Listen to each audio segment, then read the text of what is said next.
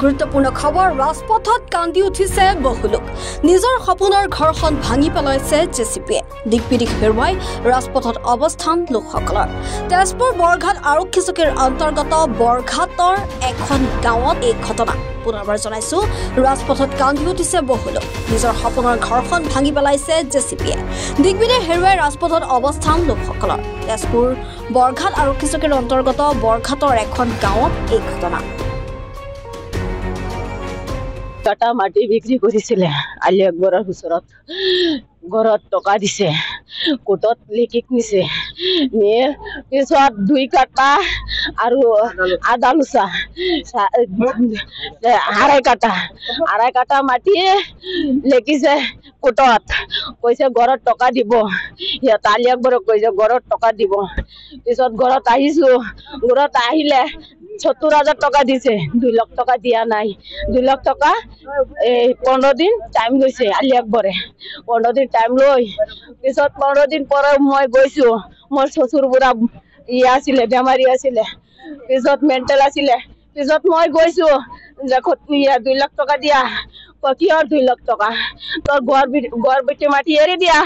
পিছত 2 লাখ টাকা দিম মই কৈছো যে কিয় 2 লাখ টাকা দিম কিয় ঘর বেটি মাটি দিম তো মাটি হেতু আছে তো এটু কৈ আছে কেনেকা কি কৰিম পিছত কেছ লাগি গৈছে মোৰ খকুৰ বুঢ়া হেতু গৈছে হেতু গেহে কৈছে যে পইচা হেতু দিবি এটু কেনেকা কৈ আছে মাটি ঘর বেটি মাটি নিবলৈ কৈছে একদম বেংক কৰি পোৱা নাই একো নোটিছ পোৱা নাই মই নাজানো মুখৰে কৈ মই একো নাজানো কেনেকা কি কৰিছে মই একো নাজানো আগত 15 দিন আগত দুটা মানুহ আহিছিলে কোৰ্টৰ পৰা আহি পেলাই কৈছে তোমালোকক ঘৰ বান্ধিব লাগে আমি কৈছো স্যাৰ আমাক কাগজ দিয়ক নোটিছৰ পিছত এই ফটো মাৰি পেলাই মোবাইলটো এই ফটো মাৰি পেলাই এটা কাগজ লিখি থৈ গৈছে কই এটো লৈ যোৱা আমি কোৰ্টত গৈ পেলাই উকিলে দেখাইছো একো বুজি নাপায় এটো চাওক আমি ন্যায় বিচাৰো আমি দুখীয়া মানুহ আমি ক'ত যাম আমাৰ দৰে বাকি নাই আমি ক'ত যাম আমাৰ ৰেলেকে বাকি দিছে আমাৰ এটা টাইম দিব লাগিছিলে যে তোমালোকে 1 মাহ বা 15 দিন আমি কিমান কৈছো গাবৰা বৰদলক ৰাতিপুৱাৰ পৰা অনুৰোধ কৰি আছো অলপ আমাক টাইম দিয়ক আমি ঠিক বাকি পেলাই আপনারা ক'ত লাই যাম আমি যদি আপোনালোকে পায় কোনে